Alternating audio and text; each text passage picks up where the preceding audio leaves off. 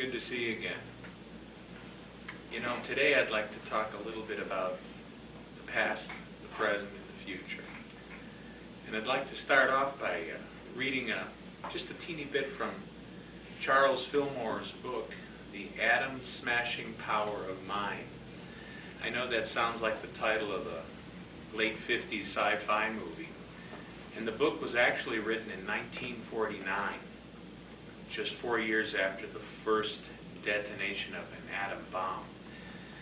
Charles Fillmore wasn't speaking about the destructive powers of the atom, but he was actually dwelling and kind of postulating on the positive power that we all have within us, the same power that powered the atomic bomb.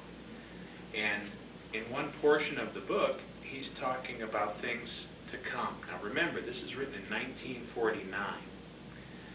And he quotes a Scientific American publication article that spoke about microwaves.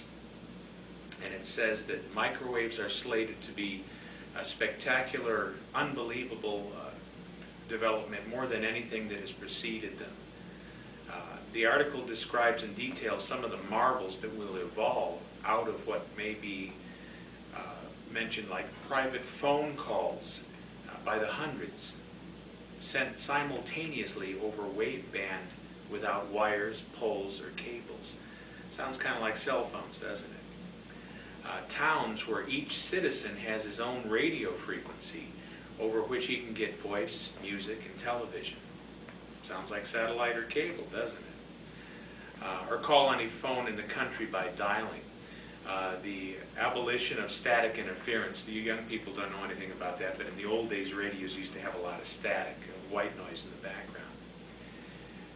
And 100 times more space on the air. That sounds like broadband, doesn't it? And perhaps most important of all, radar to help predict the airfield's weather conditions. And again, that sounds a lot like satellite radar. Well, obviously, forward-thinking minds back then could envision things like this coming. We remember Nostradamus, of course. Everyone's heard about Nostradamus. There's plenty on the net about him. And he was a seer of the future. There's been many prophets, of course, in the Bible and other spiritual works. But the one thing that they all have in common is that they project their thoughts or their vision into the future.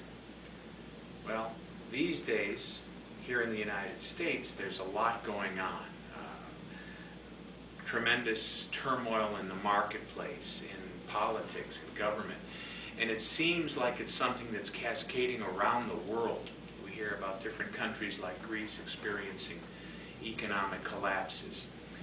And among all this turmoil and chaos, many people have stepped forward with predictions of their own. Some lofty, some, and most of them, unfortunately, very dire. But the one thing we have control over is what our future is. And referencing Tian and Siam's talk earlier, we're the only ones who have control over that. And we control it by our thoughts and what we do with them. We can buy into this race consciousness of gloom and doom. We can prepare for the worst, just like everybody did during Y2K. You probably remember that. Or the gentleman who predicted the second coming of Christ just recently. Well, I'm not saying any of these predictions are true or false, whether it be the Mayan calendar or the coming events of 2012. But I can say that we have control over our immediate future. And we do that through prayer, meditation, and one of my favorites, affirmations. Again, there's plenty on the net to be found about affirmations. But the thing to remember is that as each of us looks into our future, we can control it only by this present moment. The only thing that we have is this now moment. Preparedness is probably a pretty good idea because it goes without saying that we're in for some changes.